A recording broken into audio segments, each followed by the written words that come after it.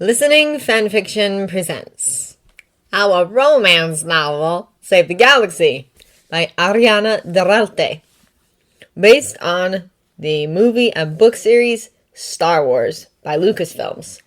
Narrated for you by Sierra Feast. Chapter 1, The Intro. In another galaxy, the book was called The Mandalorian and the Jedi, and was avoided like the plague by Mandalorians, Jedi, and critics. It didn't even make it on the top 10,000 bestseller list on Coruscant. In this galaxy, it was called The Mandalorian's Dilemma.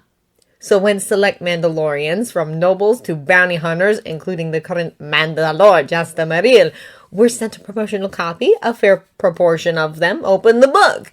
They faced their own dilemma when they realized what it was about. But by then, an awful lot of Mandalorians were hooked, and the book was spreading. It was child's play to program your boucher to display the text while you were standing guard, waiting for a bounty to show, or just bored in a cantina. The book shot to the top of the bestseller list in Mandalorian space by the end of the month. By 2 months, it had been translated into Mandoa and was steadily climbing the Coruscant bestseller list. It was in the 3rd month that the Jedi realized something in the galaxy had irrevocably changed. Jedi Master Thilsa Akitho buried her lips in a not-so-silent snarl when her mantras warned her of someone entering the cave she and her Padawan were sheltering in. It was a lapse of Jedi decorum on her part, but the shrapnel through her leg and the long splinter of Durasteel lodged in her Padawan's stomach were fraying her control. The Kasurian tensed even further when a white Mandalorian helmet poked around the edge of the cave wall. Mandalorians were not exactly known for being friendly to Jedi. May the Force be with you?" called an airy voice. This time there was no helmet that looked past the cave wall, just a humanoid in yellow and green armor with a white helmet hooked to their belts. Her hair and makeup style indicated she was a woman of Ming-Po descent. "I would like to help." Thilsa reached out with the Force, and the woman did seem to be telling the truth, though there was a strange amount of satisfaction and exhilaration coming off the woman as she looked Thilsa and her Padawan over. "You were not with the smugglers?" Thilsa asked. All she could sense from the Mandalorian was amusement at the question.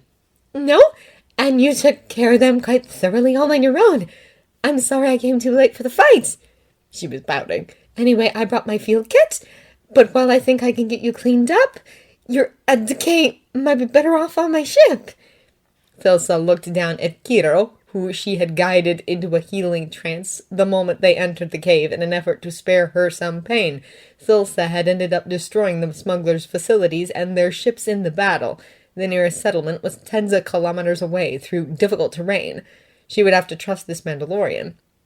She gathered Kiro into her arms. She had wrapped the girl in her own robes after using her outer tunic as a bandage. It was an effort, but Thilsa used the Force as a crutch so she could stand. "What shall I call you?" she asked. "Brilla Cortel," the Mandalorian said, and an inexplicable flush spreading across her face.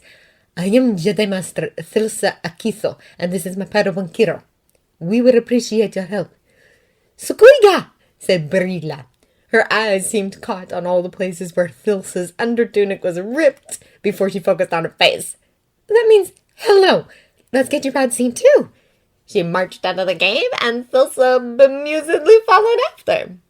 The Jedi were their mortal enemies. They were also extremely competent warriors who fought like the Kara themselves were guiding them. Norid watched the Jedi, who had just single-handedly defended the pass from 50 Mandalorians, retreat to a rocky outcropping behind him and pull out a tiny Twi'lek ad who clung to the Jedi. The Jedi touched their forehead to the child's. Norid suddenly wanted to be down there to say "Criff the mission." A light laugh from the child echoed off the cavern walls. The Jedi was smiling in the scope of Norid's rifle. Norid was well and truly cocked, wasn't he?